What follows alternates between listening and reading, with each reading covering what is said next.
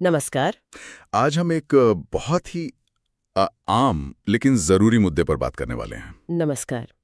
हाँ, वो उलझन जो कई बार युवाओं को घेर लेती है ना? बिल्कुल। करियर की तरफ जाएं या दिल की सुने या पहले खुद को समझें। हाँ, ये तीनों चीजें एक साथ आ जाती हैं और फिर समझ नहीं आता कि करें तो क्या करें। सही कहा।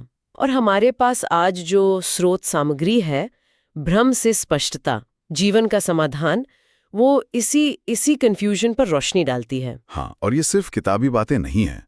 अक्सर लगता है ना कि भाई घर वाले कुछ कह रहे हैं। हाँ, कि बेटा करियर बना लो पहले। बिल्कुल। और समाज का प्रेशर अलग कि भाई शादी की उम्र हो गई। और अपना दिल वो शायद किसी और ही धुन में लगा हो। एग्जैक्टली। तो सवाल यही है कि रास्ता कौन सा चुने।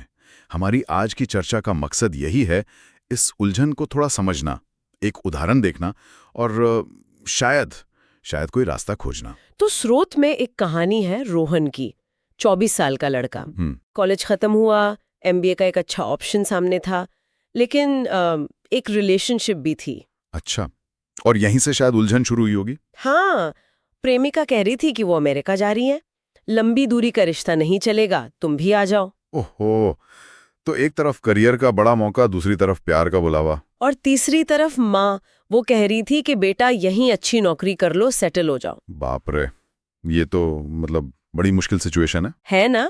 और रोहन बेचारा बस कमरे में बंद यही सोचता रहता कि क्या मैं ही गलत हूं जो इतना कंफ्यूज्ड हूं। नहीं, बिल्कुल नहीं। ये जानना जरूरी है कि ये सिर्फ रोहन की कहानी नहीं है। ये बहुत सारे यंग लोगों की असलियत है आज। सही बात। तो स्रोत इस उलझन के जड़ में क्या देखता है, क्यों होता है ऐसा? देखिए, स्रोत के हिसाब से एक बड़ी वजह यह है कि हमें शायद कभी ठीक से सिखाया ही नहीं गया कि अपनी लाइफ में प्रायोरिटीज कैसे सेट करें। ये बात तो है। स्कूल कॉलेज में ये सब कहाँ सिखाते हैं? बिल्कुल।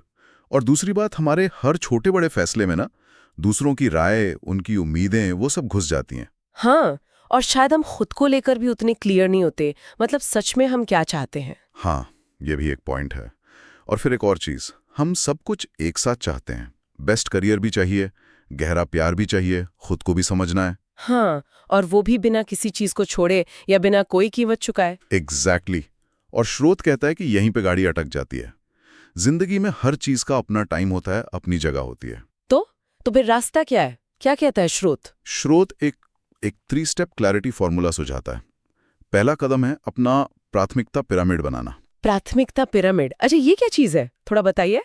सोचिए, एक पिरामिड है, उसकी नींव सबसे मजबूत होती है, राइट? हाँ। तो पिरामिड के सबसे नीचे यानी नींव में वो चीजें रखिए जो आपकी लाइफ की बुनियाद हैं।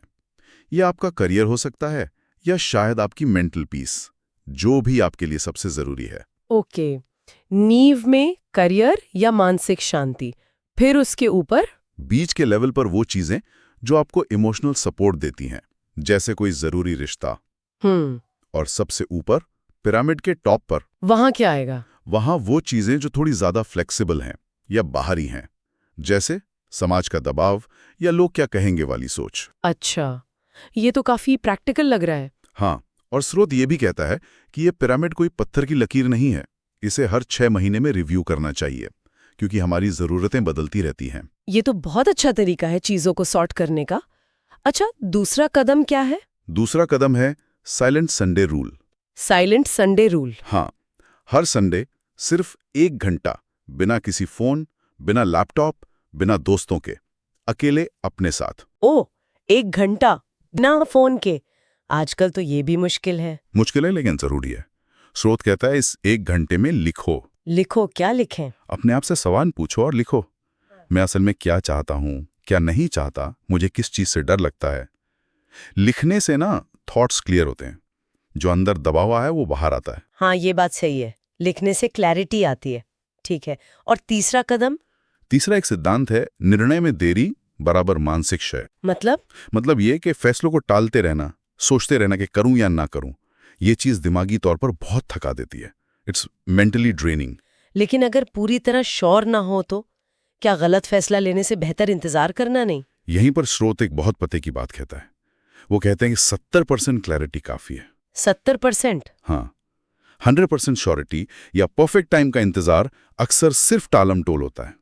ज्यादा सोचने से एनालिसिस पैरालिसिस हो जाता है। सोचते ही रह जाते हैं, करते कुछ नहीं। बिल्कुल। तो एक ठीक ठाक फैसला लेकर आगे बढ़ जाना उस कंफ्यूजन में फंसे रहने से कहीं बेहतर है। वाह, तो ये 3 स्टेप्स, प्राथमिकता पिरामिड, साइलेंट संडे और फैसले ना टालना, ये वाकई कुछ दिशा दे सकते हैं। हाँ, बिल्कुल। तो अगर हम पूरी बात को समेटें तो सार ये है कि लाइफ में कंफ्यूजन आना नॉर्मल है, इसमें कुछ गलत नहीं है, लेकिन उसमें हमेशा फंसे रहना वो प्रॉब्लम है। सही कहा। और करियर और प्यार दोनों जरूरी हो सकते हैं और दोनों को मैनेज भी किया जा सकता है। हाँ, बस शायद सही क्रम और सही टाइमिंग की जरूरत है। जैसा हमने पिरामिड में देखा, शायद एक को नींव बनाना पड़े, दूसरे को उस पर धीरे धीरे खड़ा करना पड़े। और शायद सबसे जरूरी बात जो निकल कर आ रही है वो है खुद को समझना। बिल्कुल, क्योंकि अगर हमें ही नहीं पता कि हमें क्या चाहिए तो फिर दुनिया जो चाहेगी हम वही बनते चले जाएंगे। क्लैरिटी मतलब स्पष्टता ही आगे बढ़ने की चाबी है। और जाते जाते शायद एक सवाल श्रोताओं के लिए भी छोड़ सकते हैं सोचने को। हाँ, जरूर। ये सूचना कि क्या हम जो फैसले ले रहे हैं वो सच में हमारे अपने हैं, हमारी अपनी समझ, हमारी प्राथमिकताओं पर आधारित हैं, या हम सिर्फ बाहर के दबाव, दूसरों की उम्मीदों पर बस रिएक्ट कर रहे हैं। सही। इसका जवाब ढूंढना शायद अपने आप में स्पष्टता की तरफ पहला बड़ा कदम हो।